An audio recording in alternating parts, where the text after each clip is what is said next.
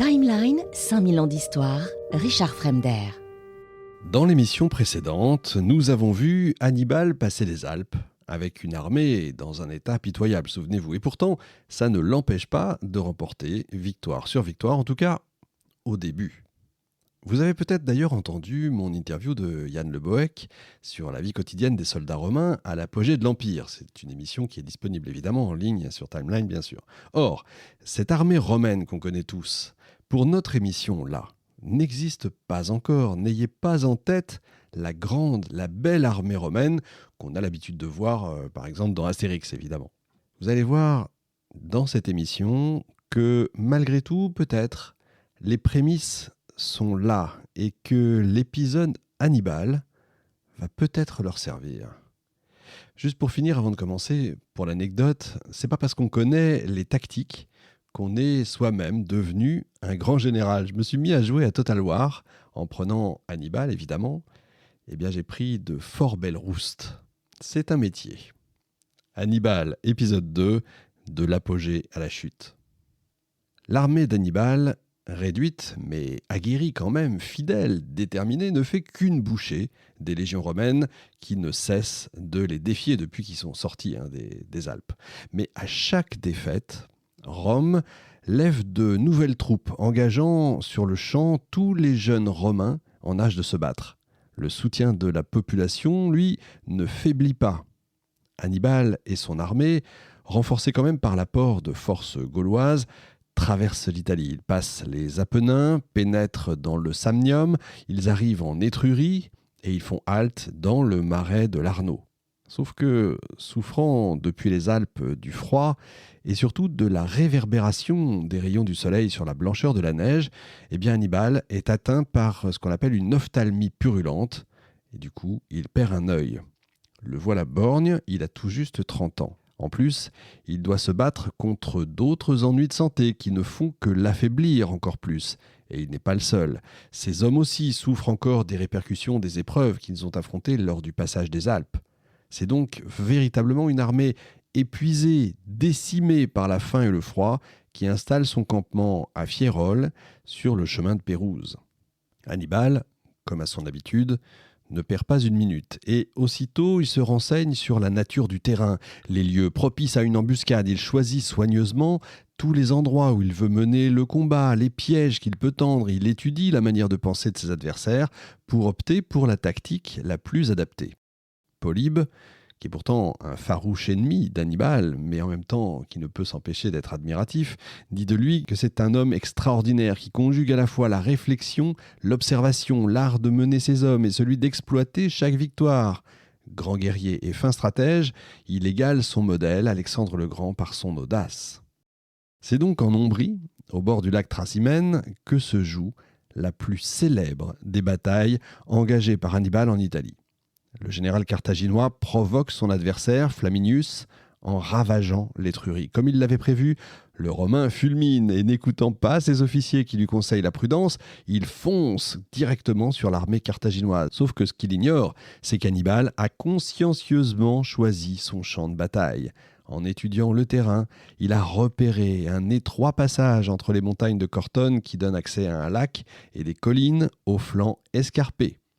Derrière s'étend une petite plaine côtière qui s'élargit sur 2 à 3 kilomètres et se referme d'un coup sur une montagne. C'est le lieu idéal pour installer une souricière. Il installe donc son camp tout en haut de la montagne pour être clairement visible de l'armée ennemie. Et puis, il dissimule ses meilleures troupes, les Ibères et les Africains. Il met l'infanterie légère sur les pentes des collines qui longent le lac et juste à la sortie du passage étroit, déploie son infanterie numide. Chaque accident du terrain est utilisé de façon que les Romains, une fois engagés, soient coincés entre le lac et la montagne.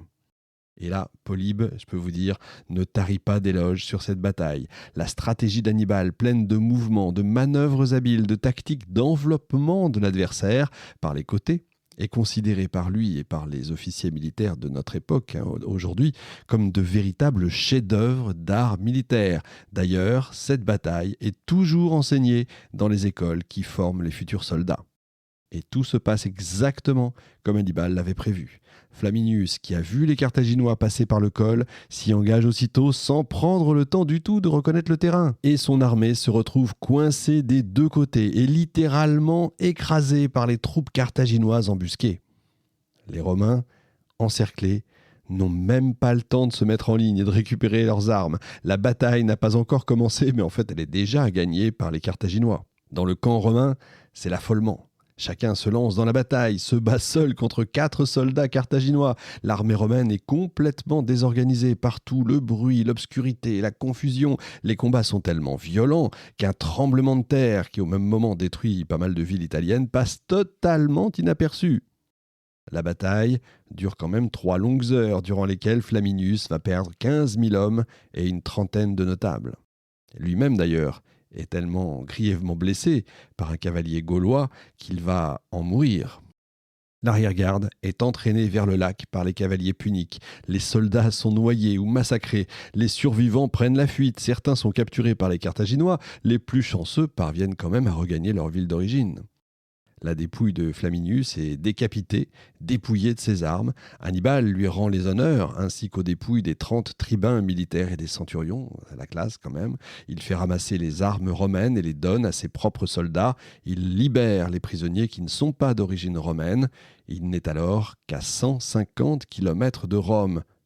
Mais il décide d'emmener son armée au nord de l'Adriatique pour que ses soldats puissent se reposer et reprendre des forces.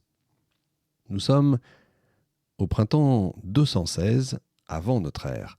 À court de vivres, Hannibal descend au sud de l'Adriatique. Il pénètre en Apulie, riche région agricole, et s'empare de la ville fortifiée de Cannes, en Italie, pas chez nous. C'est un endroit stratégique, un important dépôt de vivres. En la prenant, Hannibal prive les Romains d'une importante source d'approvisionnement. Les soldats carthaginois, eux, réclament de l'argent et des vivres. Ils sont aussi impatients que leur chef de retourner bousculer les armées romaines. Ça ne leur a pas suffi. Eh bien justement, les légions romaines arrivent sur place à la fin du mois de juillet. Comme à son habitude, Hannibal se dépêche d'examiner le terrain sous toutes les coutures. Il prépare, encore une fois, comme à Tracymène, une embuscade. Il feint d'abandonner son campement, il va se poster sur les hauteurs, proche de l'autre rive du fleuve Ophide, à proximité du plus grand camp romain. Le général romain, Varon, s'apprête à donner l'ordre de l'attaque, mais des esclaves l'avertissent du piège tendu par les Carthaginois. Effectivement, Hannibal est là avec ses 10 000 cavaliers. Mais Varon ne s'inquiète pas trop, puisque les Romains, eux, bénéficient de l'appui de 80 000 hommes et de 6 000 cavaliers. Ils sont donc très nettement supérieurs en nombre aux Carthaginois. Sauf que voilà, en face, c'est pas n'importe qui. L'adversaire, c'est Hannibal.